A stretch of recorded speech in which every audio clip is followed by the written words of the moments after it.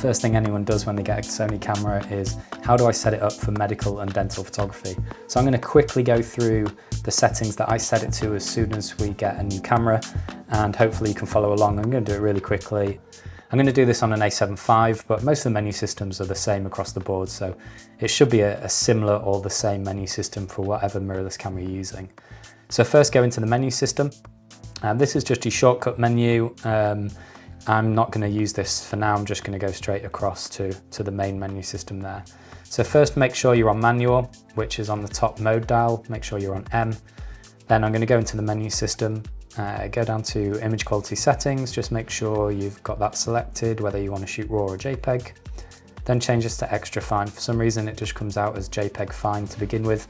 So set this to extra fine if you are doing JPEG, and just make sure it's on 33 megapixels there. File format for video, I would set XAVC S4K. We're not in video mode now, so I'm not going to go into these in too much detail, but I will set this up whilst we're here on the menu system. APS-C shooting, make sure that's set to off. That's going to use the full frame of the Sony sensor and not use the cropped part of the sensor. Next, we're going to go down to shooting display.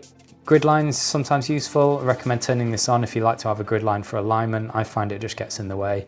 If you are using a grid line, I would recommend setting it to square grid, because that gives you more alignment lines, and rule of thirds doesn't really apply when we're doing medical photography or dental photography. So set it to square grid if you want to have it on, but I normally have it off.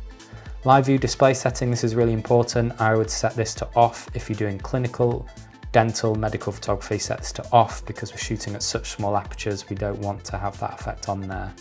And frame rate low limit I would set on. Next I would go to white balance, make sure my white balance is set on flash.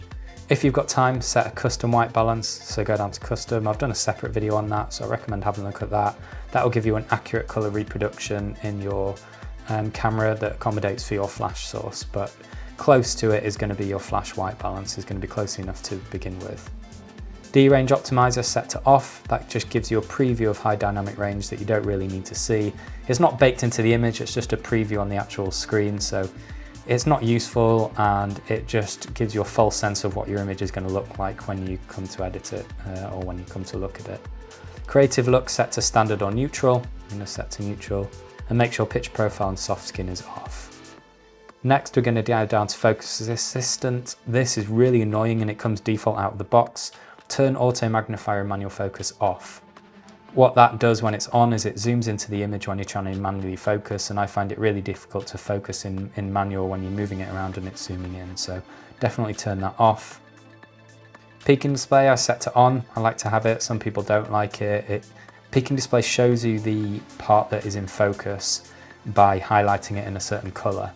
It's useful when you're manually focusing because then you can see your you can see what you're focusing on, and I would normally set that to high and set the color to anything that conflicts with the subject color. So I'm going to set it to blue in this instance.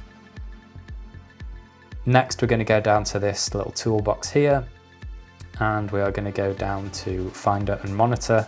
We're going to change the display quality to high because who wants a standard display quality? You want the highest possible, right? Finder frame rate, we're going to set that to high as well. Then we're going to go down to display option, auto review, and we're going to turn that on. That just gives you a preview of the image once you've taken it. It's useful because you can then see the image after you've taken it. I find it just really annoying when it's off and you just got to press play every time. So 10-second auto review. And then all we need to do is change our exposure settings. So at the moment we're on not ideal settings. I'm going to change my ISO to 400. I'm going to dial in my aperture at f22 and can change my shutter speed to around 1/60th.